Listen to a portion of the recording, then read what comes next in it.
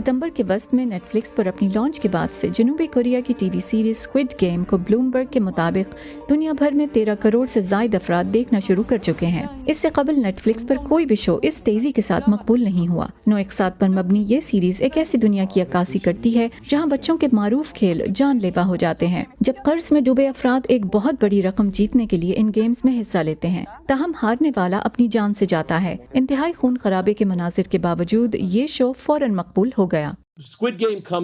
اسکوئڈ game کا premiere ہوا، کچھ لوگوں نے اسے دیکھا، کچھ لوگوں نے اسے پسندیدہ شوز کی فہرست میں ڈالا اور بس، لیکن پھر وہ مشہور ہونے لگتا ہے۔ ہر لیٹ نائٹ شوز کا میزبان اس پر گفتگو کرتا ہے اور پھر جلد ہی کام کی جگہوں پر اور آپ کی زوم کانفرنس پر سب ہی اس کی بات کرنا شروع ہو جاتے ہیں۔ اس کا جو بنیادی خیال ہے، ہم میں سے بہت سے اس میں اپنا آپ دیکھ سکتے ہیں، یعنی ایک معاشی تباہی کے دہانے پر ہونے کا تصور اور جس طریقے سے وہ اس سے نمٹتے ہیں۔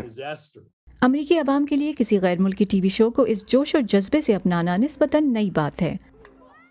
اسکوئڈ گیم امریکہ اور جنوبی کوریا میں ہی نہیں بلکہ پوری دنیا میں مقبول ہوا۔ مثلاً بیجنگ کے ایک چائے خانے میں ایسے افراد کے لیے ورک شاپس کا اہتمام کیا جا رہا ہے جو اس شو میں دکھائے جانے والے شوگر لگے بسکٹ بنانا سیکھنا چاہتے ہیں۔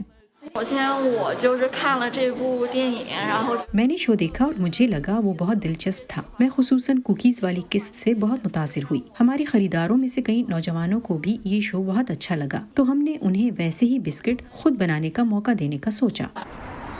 اور ماسکو میں ایک کورین کیفے میں گاہک شو میں استعمال ہونے والی کوکیز سے ملتے جلتے شکر والے بسکٹس کے ساتھ ایک گیم کھیل سکتے ہیں۔ اس کھیل میں ایک سوئی کی مدد سے کوکی کو توڑے بغیر اس پر مخصوص اشکال بنانی ہوتی ہیں۔ میرا کام لوگوں پر نظر رکھنا ہوتا ہے۔ اگر وہ ہار جائیں تو میں ان کی سزا ان تک لے کر آتی ہوں، یعنی مرچیں۔ ہم وقت پر بھی نظر رکھتے ہیں۔ ہر گیم کے لیے اسے یقینی بنانا ہوتا ہے کہ ہر کھلاڑی کے پاس صرف 10 منٹ ہوں۔ ابھی تک یہ واضح نہیں کہ اسکوئڈ گیم کا دوسرا سیزن آئے گا یا نہیں۔